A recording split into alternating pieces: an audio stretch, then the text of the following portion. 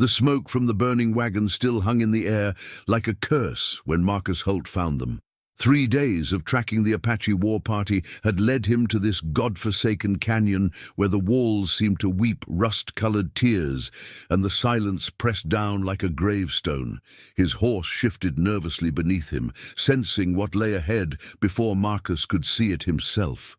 The acrid smell of charred wood mixed with something else, something that made his stomach turn, and his hand instinctively reach for the rifle slung across his back. In the shadow of a twisted mesquite tree, he saw her first. A white woman, maybe 25, her calico dress torn and stained with blood and dirt.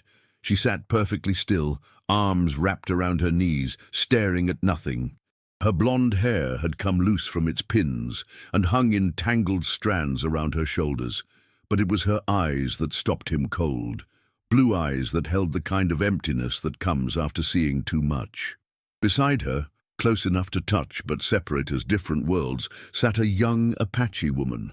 Her dark hair was braided with strips of leather and small silver ornaments that caught the dying light. Her buckskin dress was intact, but marked with what looked like ceremonial paint, or maybe blood. She held a knife in her lap, not threatening, just present, like she was waiting for something that might never come. Marcus dismounted slowly, his boots crunching on the gravel. The white woman didn't acknowledge him, but the Apache girl's eyes followed his every movement. He could see the intelligence there, the calculation. She was deciding whether he was another threat or something else entirely. "Ma'am," he said quietly, addressing both of them, though he wasn't sure either would respond. "I'm Marcus Holt. I've been tracking the war party that came through here." The white woman's lips moved slightly, a whisper so soft it might have been wind. "They're all dead." He knelt slowly, keeping his movements deliberate and non-threatening. "Who's dead, ma'am?" "My husband, my children, the others in our party."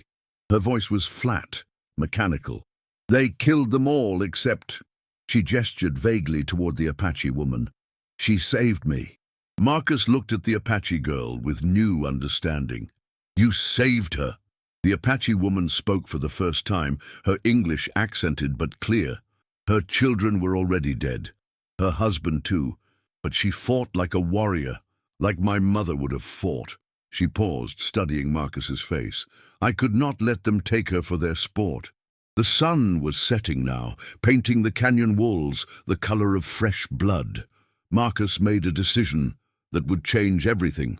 "We need to get out of here before they come back, both of you." The white woman, who later told him her name was Sarah Mitchell, finally looked at him. "Where would we go? I have nothing left." "Neither do I," said the Apache woman. "My band is scattered. My family is gone. I am Aiyana, and I am alone." Marcus felt something stir in his chest, a recognition of shared loss. "Then we're all alone together." That night they made camp in a hidden box canyon Marcus knew from his years scouting for the cavalry. He built a small fire, keeping it low and feeding it with dry wood that wouldn't smoke. Sarah sat wrapped in a blanket he'd given her, still staring into the distance. Aiyana helped him prepare a meal from the supplies in his pack, moving with the quiet efficiency of someone who had learned to survive. As they ate beans and hardtack in silence, Marcus found himself studying both women. Sarah was clearly educated, probably from back east, her hands soft despite their current state. Aiyana was pure survival, every gesture economical and purposeful, yet there was something between them, an understanding born of shared trauma. "Why did you help her?" Marcus asked Aiyana quietly. She looked up from her meal, considering the question.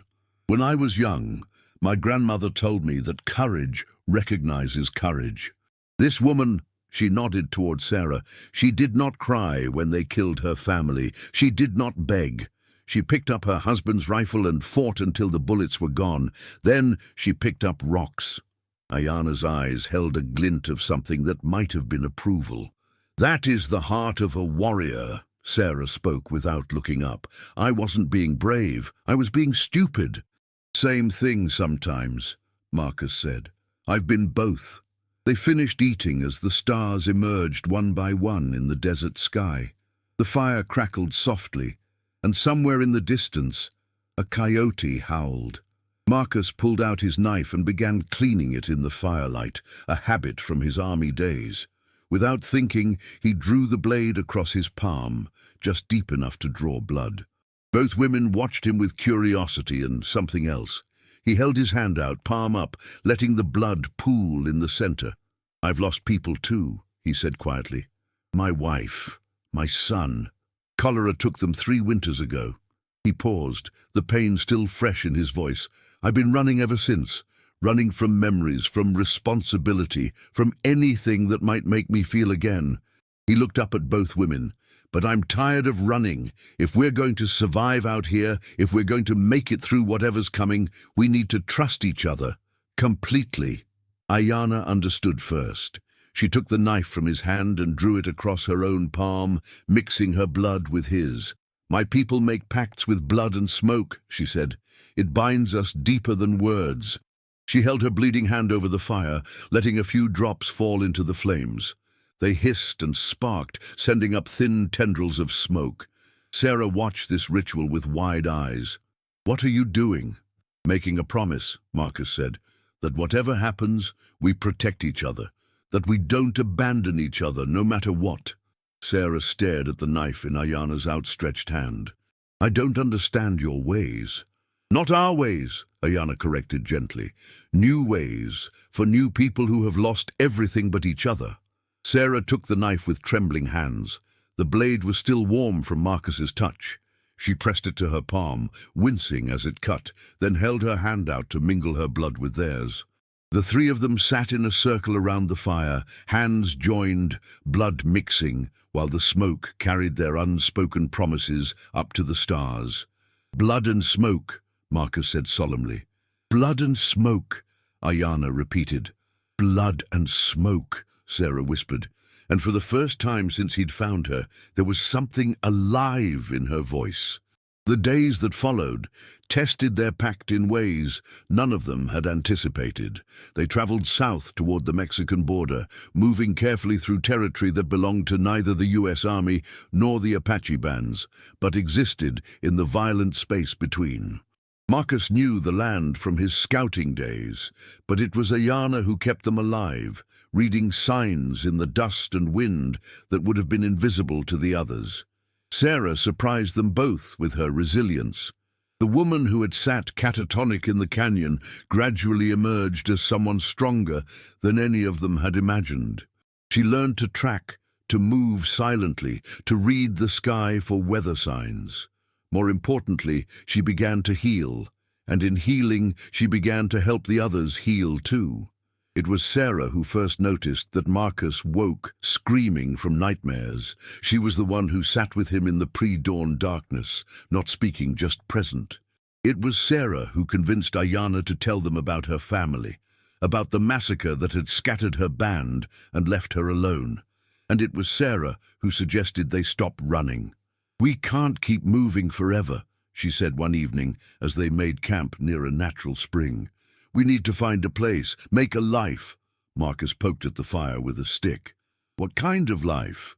"We're a white man, a white woman, and an Apache. There's no place for us." "Then we make one," Sarah said firmly. "There's good land down south, beyond the reach of the cavalry and the war parties. We could build something." Aiyana looked up from sharpening her knife. "You would do this? Live outside your people's world?" "My people's world killed my family," Sarah said quietly. "Their hatred, their fear, their need to push west no matter who was in the way. I don't want to be part of that anymore." Marcus felt something shift inside him, a possibility he hadn't dared to consider. "It would be dangerous. We'd be alone." "We're already alone," Aiyana pointed out. "But we're alone together." That night, they made another pact. This one required no blood, no smoke, just words spoken under the stars. They would find land south of the border in Mexico where the old rules might not apply. They would build a homestead, raise crops, maybe livestock. They would create a life that belonged to all of them. But first, they had to survive the journey. The Apache war party found them 3 days later. Marcus woke to the sound of horses moving through the darkness, too many horses for it to be anything good. He shook the women awake quietly, and they gathered their gear without speaking. They had practiced this, knowing this moment would come. But as they tried to slip away in the pre-dawn darkness, they found themselves surrounded. A dozen warriors on horseback painted for war, rifles and lances gleaming in the pale light. Their leader, a man with graying hair and scars across his chest, spoke in Apache to Aiyana. She answered in the same language, her voice steady despite the obvious danger. The conversation went on for several minutes, heated at times, while Marcus and Sarah waited, understanding nothing but the tone. Finally, Aiyana turned to them. "They know who I am. My band was part of their larger tribe before the scattering. They want to know why I travel with white people." "What did you tell them?" Marcus asked. "The truth, that you saved me, that we made a pact." She paused. "He says that doesn't matter, that all whites are enemies." The leader spoke again, sharper this time. Aiyana's face went pale. "He says they will kill you both and take me with them, that I belong with my people." Marcus felt the familiar weight of his rifle across his back, but he knew they were outnumbered. Fighting would only get them all killed. Instead, he stepped forward, hands visible and empty. "Tell him," Marcus said quietly, "that we three are no longer white or Apache. We are something new. Tell him about the blood and smoke." Aiyana translated, her voice growing stronger as she spoke. The leader's expression changed, curiosity replacing some of the hostility. He asked a question. He wants to know what this pact means, what power it has. Marcus looked at Sarah, then at Aiyana. "Tell him that we have chosen each other over our peoples, that we would rather die together than live apart. Tell him that makes us more than enemies or allies. It makes us family." The conversation that followed was longer and more complex. Other warriors joined in, and Marcus could see the debate was dividing them. Some wanted to honor the pact, others saw it as betrayal. Through it all, Aiyana argued passionately, her voice carrying the weight of loss and hope combined.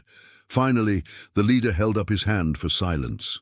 He spoke directly to Aiyana, his words formal and ceremonial. She nodded, tears streaming down her face. "What did he say?" Sarah asked. "He says that blood spilled willingly is more powerful than blood spilled in anger. That smoke that carries promises to the spirits is sacred." Aiyana wiped her eyes. "He says we are no longer bound by the old laws. We are free to make our own path." The war party disappeared as suddenly as they had appeared, leaving the three travelers alone with the sunrise. They sat in silence for a long time, each processing what had happened. "We could have all died," Sarah said finally. "We could have," Marcus agreed, "but we didn't. The pact held," Aiyana said softly. "Even my own people recognized its power." They reached the border 2 weeks later, crossing into Mexico at a remote spot where the Rio Grande ran shallow and slow. The land beyond was harsh but beautiful, with rolling hills covered in sage and mesquite. They found what they were looking for in a valley protected by low mesas, with a spring that ran year-round and soil that looked like it might grow crops. Marcus built the first structure, a simple adobe house with thick walls that would stay cool in summer and warm in winter. Sarah designed the layout, using skills she'd learned from her father, who had been a builder back in Ohio. Aiyana knew which plants would grow in the desert soil and where to find the materials they needed. It wasn't easy. The first year was a struggle against the climate, the isolation, and their own doubts. But they persevered, bound together by their pact and something deeper that had grown between them. They were no longer just three people who had found each other in tragedy. They had become something new, something that defied the categories their old worlds had imposed. The first time Sarah and Aiyana worked together in the garden, Marcus watched from the doorway and felt something he hadn't experienced since before the war: hope. The first time he and Aiyana hunted together, bringing down a deer that would feed them through the winter, Sarah clapped her hands with joy, and he saw the woman she had been before tragedy touched her life. But it was the night they all sat around the fire, a year after their first pact, sharing a meal of vegetables from their garden and meat from their hunt, that Marcus realized what they had truly created. They weren't just surviving, they were living. "I've been thinking about what Aiyana's leader said," Sarah said, breaking the comfortable silence. "About us being something new." "What about it?" Marcus asked. "I think he was right. We're not white or Apache anymore. We're not even American or Mexican." She looked at both of them. "We're just us, a family that chose itself." Aiyana nodded slowly. "In my grandmother's stories, she spoke of people who walked between worlds, who belonged to all places and no place. She said they were blessed by the spirits because they could see truth that others could not." "What truth?" Marcus asked. "That people are people, that love is love, that family is not about blood or tribe or color." Aiyana's voice was quiet but certain. "It is about choice, about who you would die for and who you would live for." That night, Marcus found himself unable to sleep. He walked outside and found Sarah sitting on the porch, looking up at the stars. She moved over to make room for him, and they sat in comfortable silence. "Do you ever miss it?" she asked. "The old life?" Marcus considered the question. "I miss my wife and son. I always will. But the life I had before? No. I was a different man then. Smaller, maybe. More afraid." "I miss my children," Sarah said quietly, "but I don't miss the woman I was. She was so sure she knew how the world worked, so certain about who was good and who was evil." She paused. "I know better now." Aiyana joined them, moving silently across the porch. "I miss my grandmother's stories," she said, "but I do not miss the fear, the running, the never knowing if tomorrow would bring soldiers or settlers or war." They sat together under the stars, three people who had found each other in the worst of circumstances and built something beautiful from the ruins of their old lives. The fire they had built that first night still burned between them, invisible but real, kept alive by the promises they had made and the family they had chosen. "Blood and smoke," Marcus said quietly. "Blood and smoke," the women replied. And in the distance, a coyote howled, welcoming the sound of their voices into the vast, forgiving night.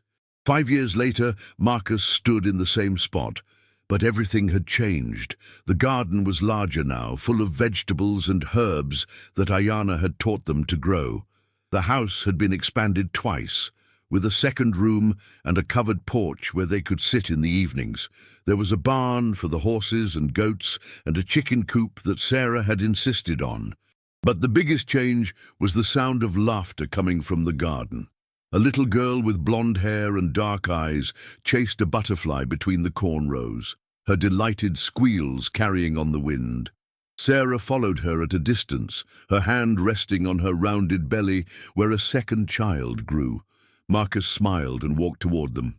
The girl saw him coming and ran to him, throwing her arms around his legs. "Papa, look what I found!" She held up a piece of smooth stone, polished by wind and water until it gleamed like a jewel.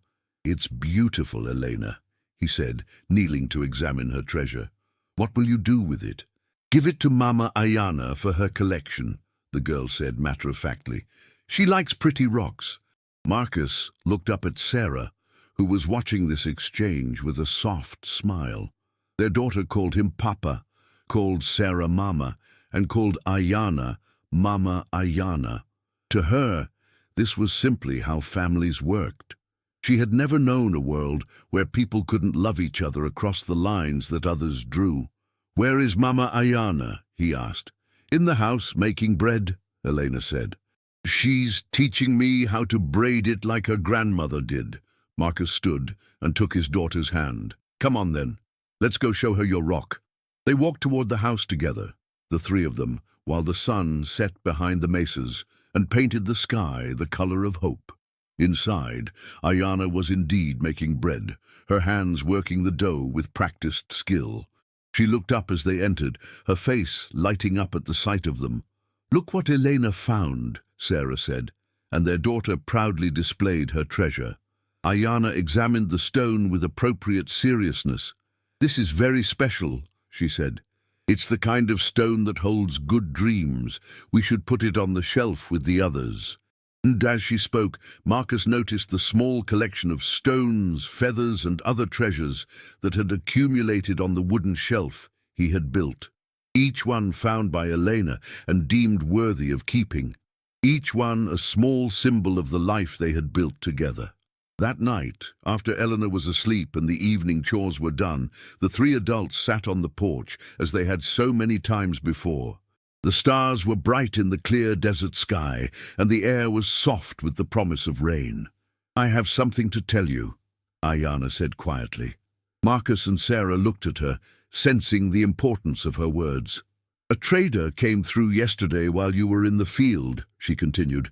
"He brought news from the north. The Indian wars are ending. The last of the Apache bands are being moved to reservations." They sat in silence, absorbing this news. It meant the end of the old world, the one that had shaped all their lives and forced them together. "What does it mean for us?" Sarah asked. "I don't know," Aiyana admitted. "Maybe nothing, maybe everything. But I wanted you to know that if I ever wanted to leave, to find what remains of my people, I could." Marcus felt a familiar fear grip his chest. "Do you want to leave?" Aiyana was quiet for a long moment. 5 years ago I might have. I thought I was betraying my people by staying with you.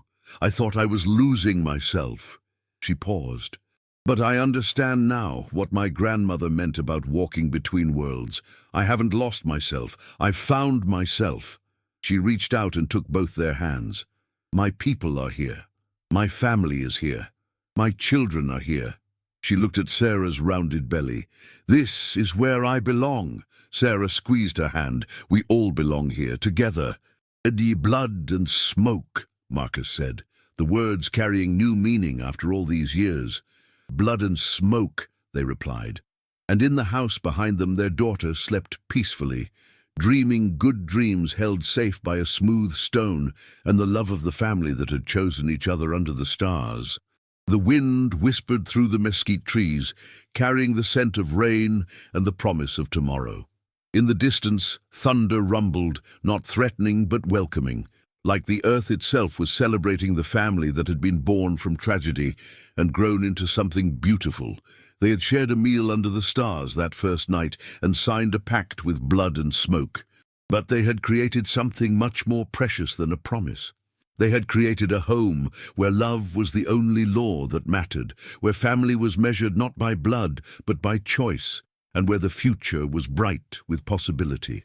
The rain began to fall, soft and steady, blessing the earth and the lives that grew from it. Inside the house, Eleanor stirred in her sleep, smiling at dreams filled with butterfly wings and smooth stones, and the voices of the people who loved her more than life itself. Outside, her parents and the woman who had become her second mother sat in the gentle rain, holding hands and watching the sky light up with distant lightning. They had found each other in violence and loss, but they had built something beautiful from the ashes of their old lives.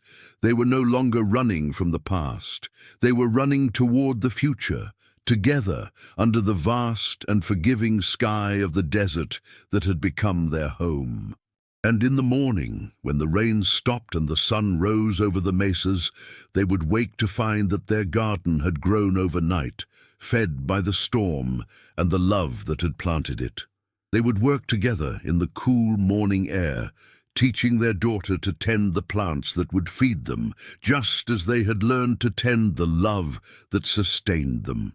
The story of how they met would become family legend, told and retold as the years passed, but always with the same ending. 3 people who had lost everything found each other, and in finding each other, found home. Blood and smoke, choice and love, family and freedom. These were the gifts they had given each other, and the legacy they would leave for their children and their children's children. In a world that tried to divide people by the color of their skin or the language they spoke, they had created a space where the only thing that mattered was the size of their hearts. And their hearts, tested by fire and strengthened by love, were big enough to hold the whole world.